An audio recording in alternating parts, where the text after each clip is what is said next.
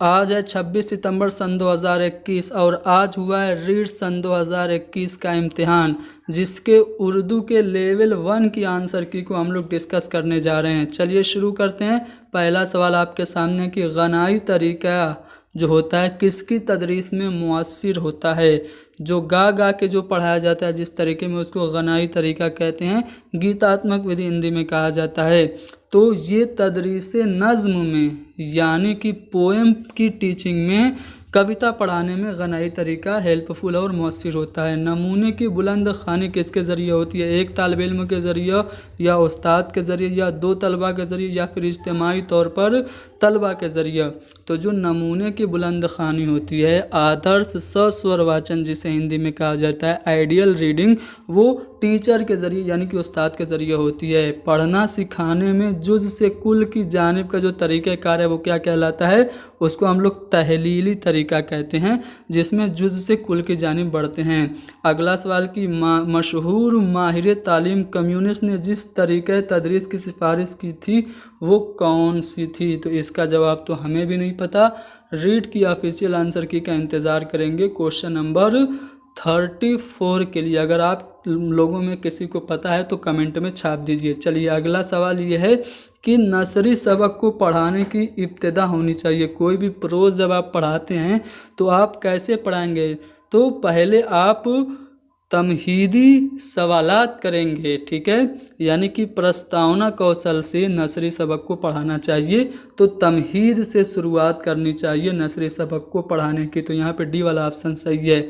मैं कल दिल्ली जाऊंगा, इस जुमले में इस्म क्या है? तो दिल्ली इस्म है। ज़मीर की कितनी किस्में हैं? तो ज़मीर की 5 किस्में हैं, ठीक है, ज़मीर की 5 किस्में हैं। अगला सवाल कि कश्मीरी शाल बहुत गर्म होते हैं, इस जुमले में सिफत निस्बती क्या है?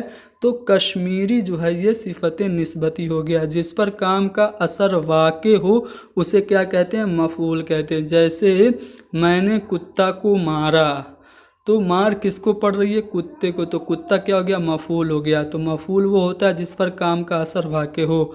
वावैन की पहचान, वावैन को इन्वर्टेड कामा कहते हैं। इन्वर्टेड कामा पहला वाला ऑप्शन होगा, ठीक है। इस इबारत को पढ़ना है और 41 से लेकर के 45 तक के जो सवालात हैं उनका जवाब देना है। चलिए सीधे सवालात पे आते हैं। ज़रूरत पड़ने पे हम लोग पैसेज देखेंगे। गरीब शख्स का क्या नाम था? ठीक है, तो बहुत ज़माना गुजरा किसी गांव में एक गरीब शख्स था जिसका नाम क्या था? नासिरुद्दीन था। तो गरीब शख्स का नाम नासिरुद्दीन था। लफ्ज़ शख्स की जमा क्या होगी?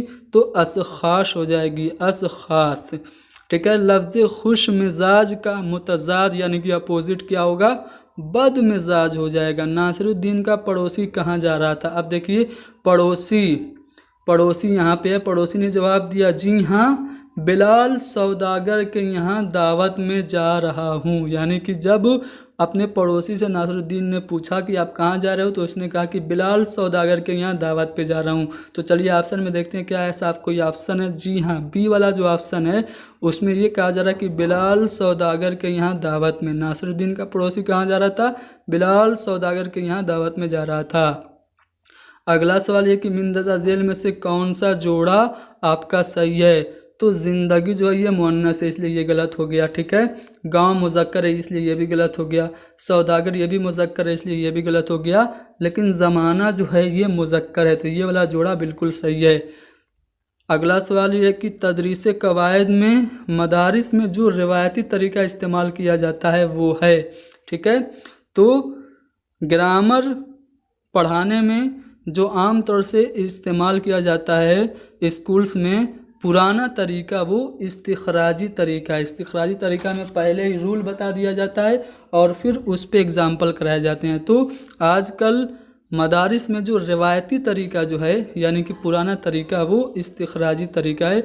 और सबसे बेस्ट जो मेथड है कवायद के लिए वो आपका इस्तिक़राई तरीका है, ठीक है। आगे बढ़ते हैं। इस्तिक़राई तरीका तदरीस में इक़दाम किया जाता है। इस्तिक़राई तरीके में पहले ही मिसाल दे दी जाती है और उसके बाद आपको कंसेप्ट, मिसाल से ही आपका एक कंसेप्ट निकलता है, रूल निकलता है। तो एग्जाम्पल टू रूल जाते हैं इस्तिक़राई तरीका में। ऑप्शन देखिए, मुजर्रद से मकरून यानी कि अमूर्त से मूर्त, तो ये तो गलत हो जाएगा।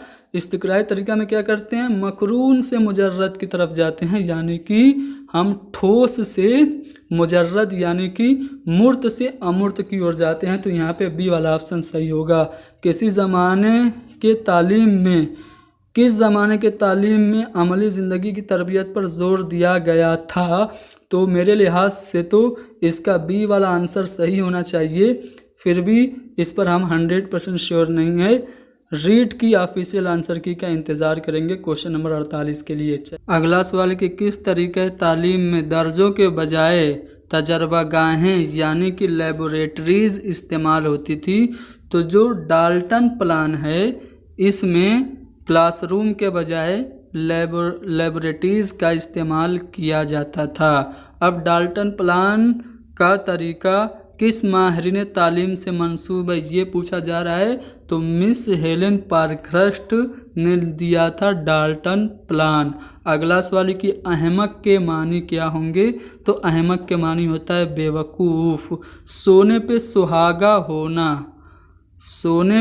सुहागा होना ये क्या है, मुहावरा, ज़रबुल मसल या कहावत?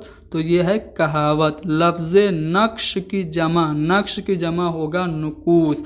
ठीक है, तो क्वेश्चन पेपर जो मुझे दस्तयाब हुआ उसमें बस 53 सवाल ही थे, यानी कि 31 से लेकर के 53 तक ही सवाल मुझे दस्तयाब हुए हैं। बाकी के सवालात आप कमेंट में डाल दीजिए, अगर आपको दस्तयाब हो तो उसका जवाब आपको दे दिया जाएगा। तो आज के लिए इतना ही बस। मिलते हैं हमारी अगले वीडियो में, जिसमें हम लोग लेवल 2 के रीड के सवालों को हल करेंगे।